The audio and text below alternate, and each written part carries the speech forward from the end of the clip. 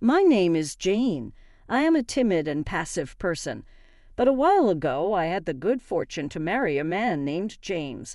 Unlike me, James seemed confident and assertive, someone I thought would lead the way in our relationship. However, I soon realized that this belief was a major misconception. Growing up, I was always a shy and introverted child. Throughout elementary and middle school, standing out was something I rarely experienced. The friends I had were much like me, reserved and never the center of attention in class. People might be surprised to learn about my mother, given my reserved nature. She's a strong-willed woman known for her leadership in the workplace. Unlike the stereotypical office queen bee, my mom earned her position as a department head through hard work and merit. Though she could be stern with me and the junior staff at work, she was more of a supportive figure, always there to lend an ear and help out. I deeply admire my mother for these qualities. Unfortunately, my father is not part of our lives anymore. When I was little, my mother, unable to cope with my father's gambling habits, decided to divorce him. She discovered that he had been squandering the money she earned, which must have been devastating. During the divorce, her strong personality led her to confront my father assertively. Despite this, she single-handedly raised me afterward. Her strength is what shaped me into who I am today, which might seem odd to some considering how different I am from her. Perhaps her strict upbringing led me to be overly serious. The one thing she always worried about, though, was whether I would find love and get married. My mother once set me up on matchmaking because I did not even show any signs of dating a man. I started working at the company and began dating a man named James, who was introduced to me by a senior colleague. James was different from me. He had a way of speaking his mind clearly and confidently, which I found quite impressive. He reminded me a bit of my mother, Patricia, in his demeanor, and that similarity somehow felt comforting to me. I thought I was doing my best to be devoted to him. When James proposed, we decided to get married, a decision that delighted my mother immensely. I had often talked to my mother about James, and she always encouraged us with words like, "From now on, you two must work together as a team." After our wedding, James took the lead in planning our future together. He was proactive in suggesting where we should live and even the layout of our home. I believed that his opinions were always the best, and I usually went along with his wishes. Thanks to his decisiveness, we settled into a rented house and started our new life together. I must admit, I was a bit over the moon about it all.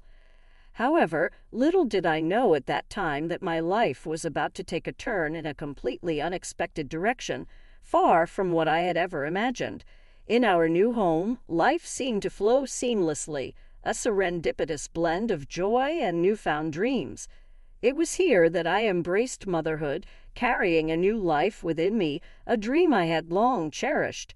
James sparkled with excitement upon hearing the news.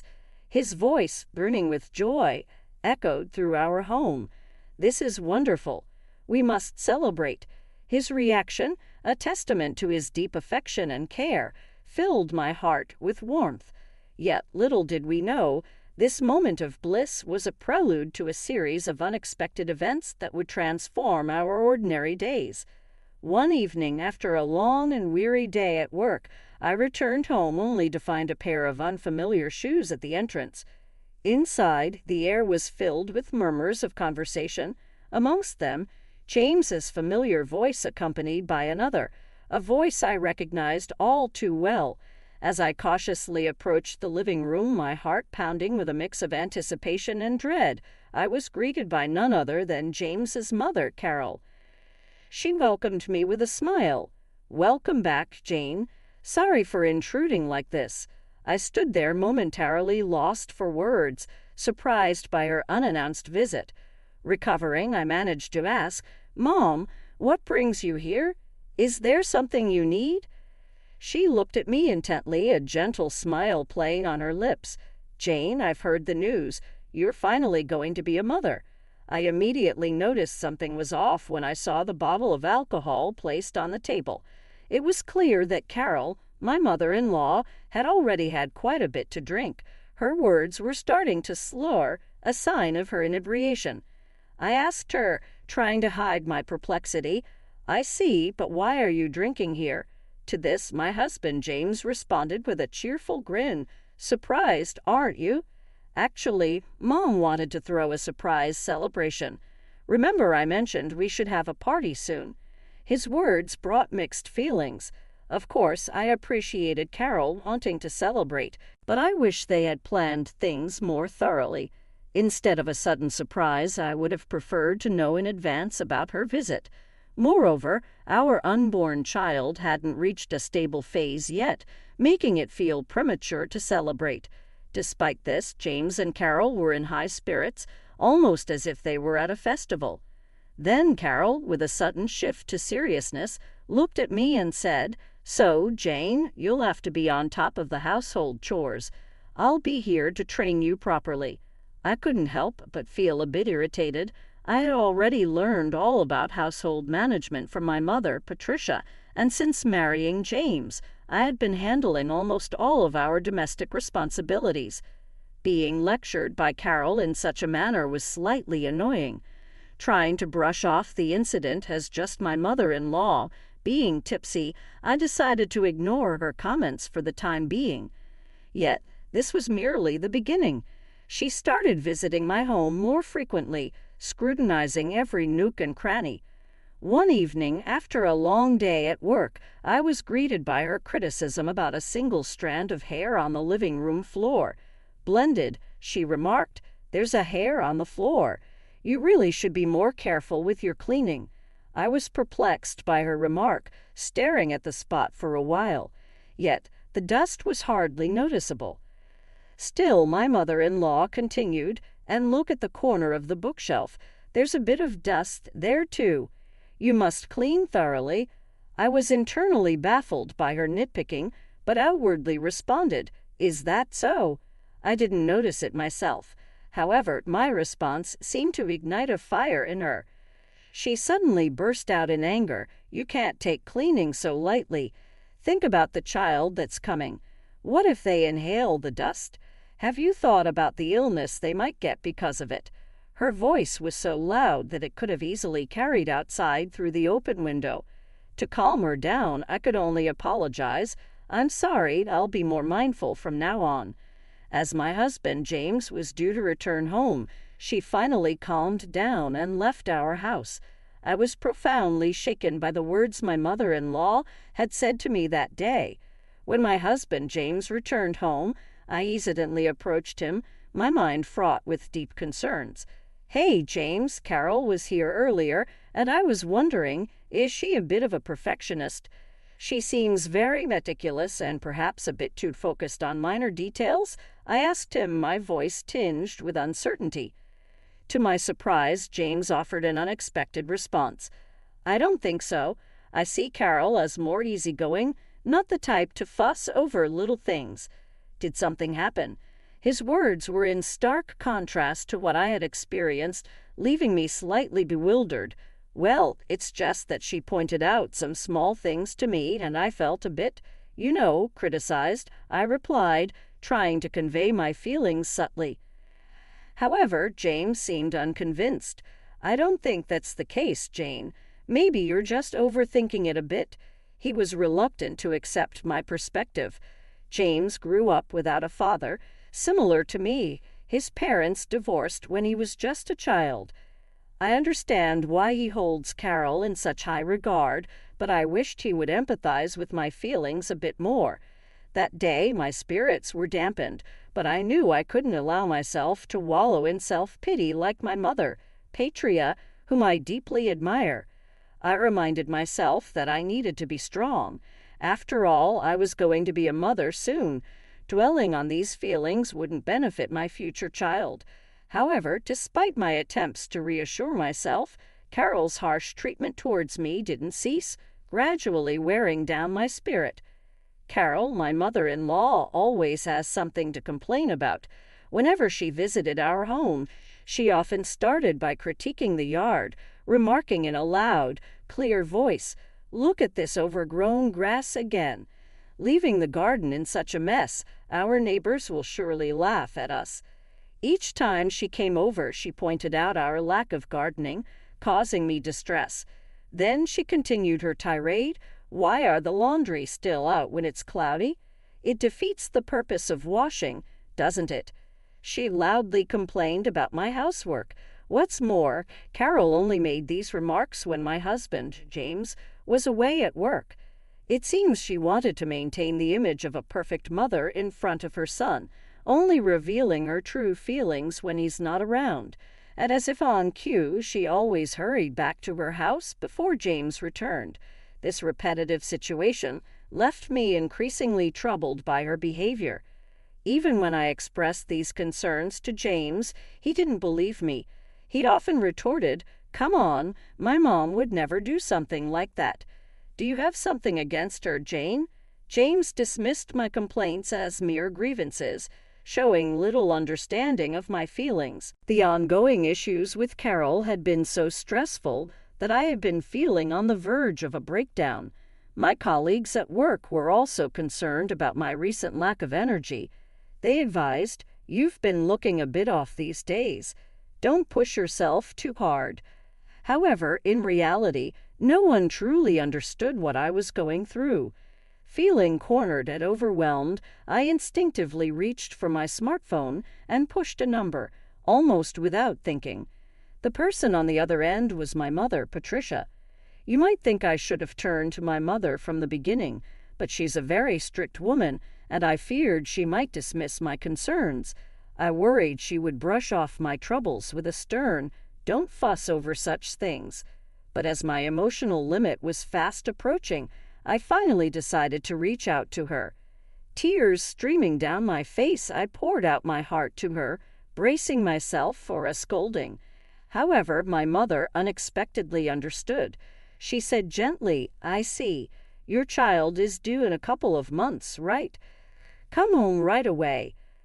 Her reaction was unexpected, but I realized I had no choice but to return to her house. I immediately began preparing to go back home, and the next morning informed James of my decision to go back for the birth. However, James seemed slightly upset and retorted in a somewhat raised voice, "What? You're going back home just for that? Can't you just go to the hospital when it's time? And isn't it too early to leave? What about all the housework here?"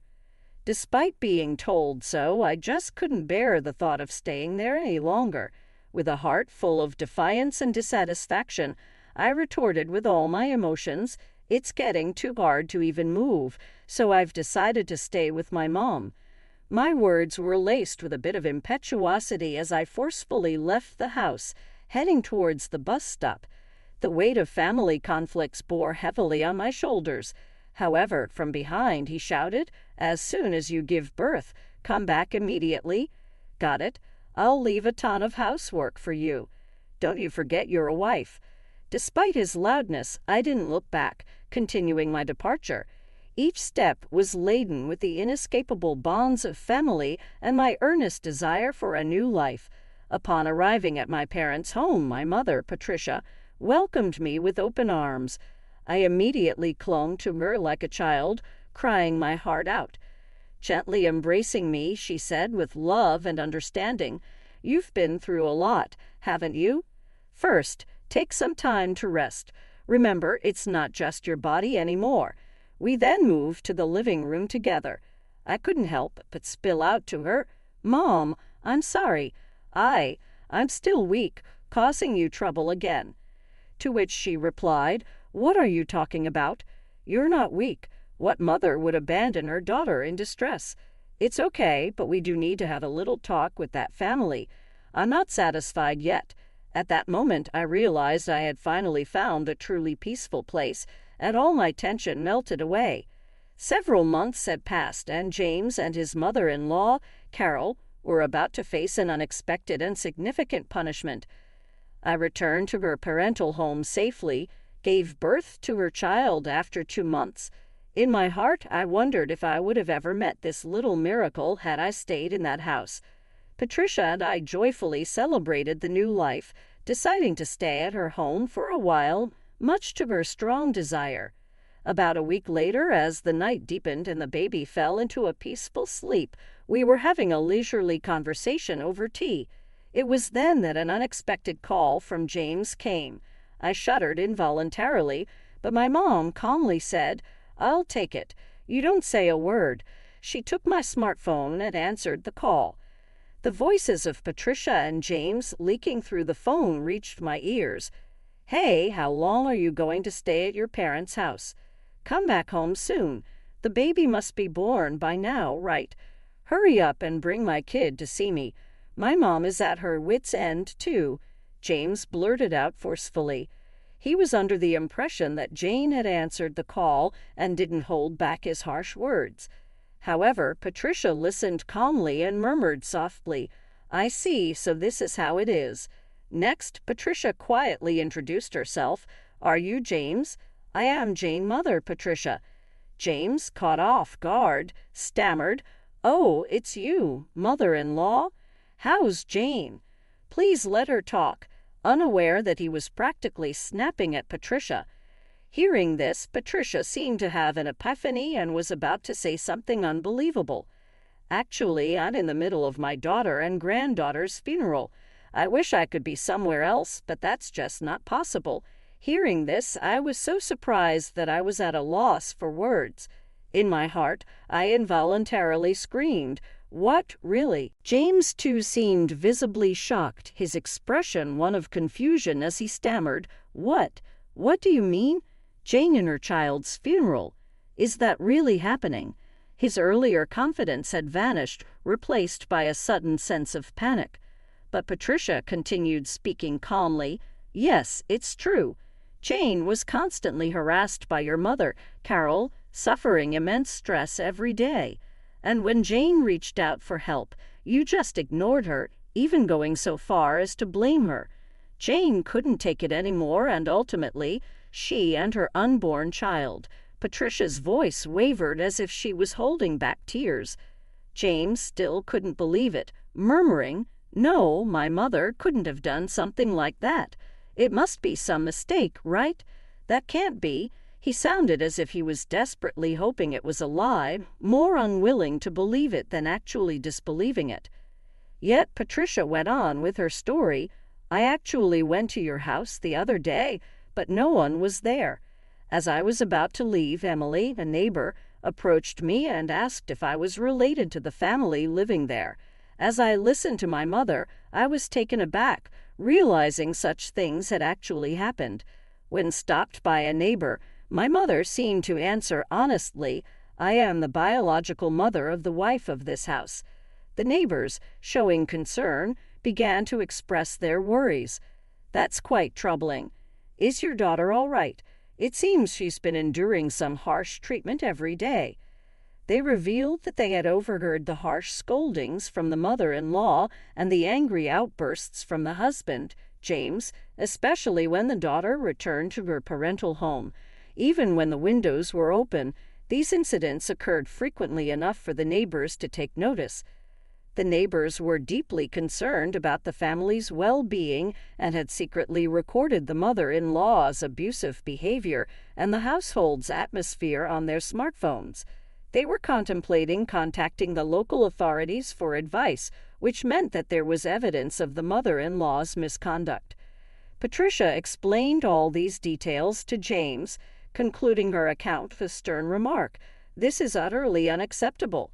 After hearing everything, James was so overwhelmed that he found himself unable to speak.